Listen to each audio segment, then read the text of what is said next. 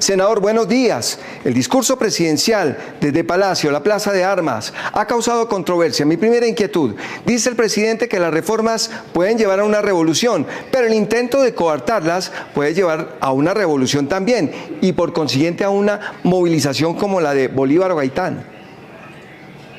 Hola Juan Carlos, a usted muy buenos días y a toda la audiencia de Caracol. Mire, yo creo que en esta apreciación del presidente hay dos intenciones. La primera, que reconoce que las mayorías van a estar muy difíciles en el Congreso para las famosas reformas sociales, salud, laboral, pensional y el tema de la reforma agraria que ayer lo colocó de primero, ¿no? Eso es un análisis que hay que hacer después. Y lo segundo, que lo que está en lo suyo, es decir, llamando a la movilización social, porque la gente no le termina de salir. Lo único, yo no critico el balconazo ni la movilización, eso es normal en una democracia, pero romper hilos constitucionales o aventuras como asambleas constituyentes, a eso mucho no le vamos a caminar. Es bien delicado el tema, como usted lo está planteando, y está hablando usted de tierra.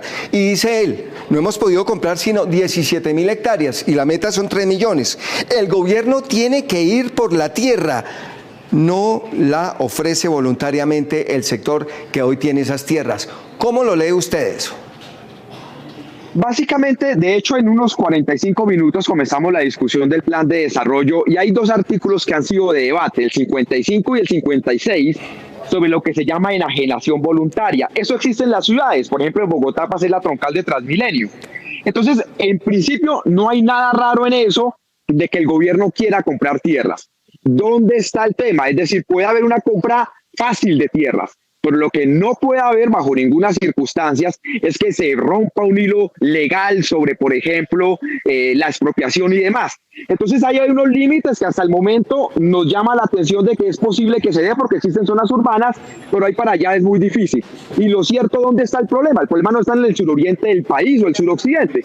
El problema está en la zona, aquí en el centro de la ciudad, en la sabana cundiboyacense y en la costa caribe. Nosotros lo que esperamos es que pues, el gobierno acoja todo el hilo legal y segundo, pues que Fedegan cumpla la palabra de las 3 millones de hectáreas y con eso nos vamos a evitar dificultades. Sin embargo, queda claro ayer en el discurso del presidente que el tema de la reforma agraria va a ser su principal bandera en todos los 3 años de gobierno que quedan. En la primera respuesta usted me hablaba de la movilización. ¿El pueblo le está arrancando a la movilización que está planteando el presidente Petro? No, yo creo que no. Y creo que estamos además en preparativos. ¿Por qué, Juan Carlos? Porque además tenemos unas elecciones locales ahora en 5 meses, en el 29 de octubre, y yo creo que después de eso veremos en qué terminaron las reformas y en qué va la movilización social. El gobierno de Gustavo Petro, todo el mundo sabía que tenía 2 tiempos. El primer tiempo, las reformas, el segundo tiempo, lo que llamamos democracia en calle.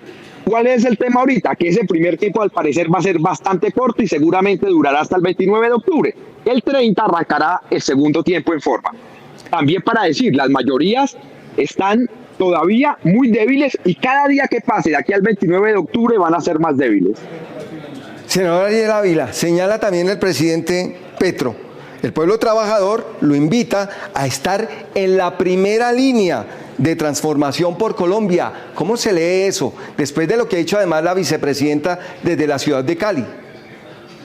No, yo lo que siento, Juan Carlos, es que el gobierno le va a jugar a fondo al tema de movilización social, porque el gobierno sabe que las mayorías para varias reformas no están. Y va a hacer todo lo imposible. Y esa movilización social la van a hacer y la van a intentar hacer de a poco. Vuelvo y repito, ahí no hay dificultad porque así son las democracias. La dificultad está cuando se intente desbordar o pasar un límite constitucional. A eso sí mucho no le jugamos. Pero hasta el momento uno diría, está en los preparativos de lo que va a ser esa movilización social. Usted me hablaba en la primera respuesta de esos límites en la Constitución y usted hablaba ahí también de una posible constituyente. ¿Cómo es el tema?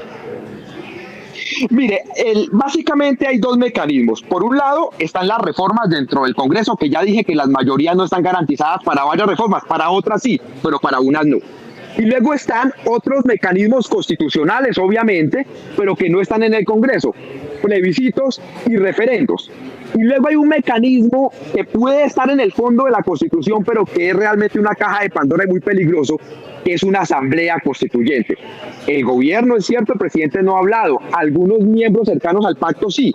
Lo que nosotros hemos dicho es Todo se tiene que hacer dentro del marco de la Constitución del 91 y no le vamos a caminar a juegos de asambleas constituyentes.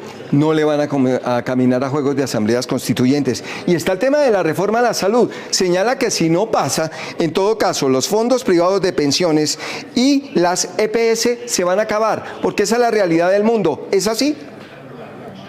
Mire, básicamente en esto yo diría lo siguiente, Juan Carlos. Yo no creo que el gobierno vaya a sacrificar 34 reformas por la reforma a la salud, son 35. Y yo esperaría que el nuevo ministro, Guillermo Alfonso Jaramillo, tenga unos diálogos, se concerte una reforma a la salud para que pasen el resto. Me parece muy arriesgado que todo se sacrifique por la reforma a la salud. Hay otras reformas súper importantes: laboral, pensional, sometimiento, código ferroviario, código minero, jurisdicción agraria, son muchos. Entonces también uno como que le pide al presidente, a la calma, va a pactar la reforma porque las mayorías no están. Entonces cuando las mayorías no están, toca pactar. Y lo otro que es importante, el gobierno está en una visión fatalista de que el régimen asegurador de EPS y los fondos privados de pensiones no van a durar de aquí a 10 años si no se aplica la reforma. Realmente no es tan así. Evidentemente en el sector salud se quebran muchas EPS y eso está llevando a una concentración sobre 6 o 7, pero eso se puede rescatar. Y sobre los fondos privados de pensiones, pues hay la libertad. El que quiera va con pensiones, el régimen de prima media público, y el que quiera se mantiene el régimen privado. Ahí no hay tanta dificultad. Lo que es claro, vuelvo y repito, Juan Carlos, es que para las reformas sociales las mayorías están muy complicadas. Para el resto de reformas yo creo que las mayorías están sólidas. En la democracia, unos ganan, otros pierden. Vamos a ver qué ocurre en el legislativo. Senador Ariel Ávila de la Alianza Verde, muy buen día, señor, y gracias. A ustedes, muy amable, muchísimas gracias.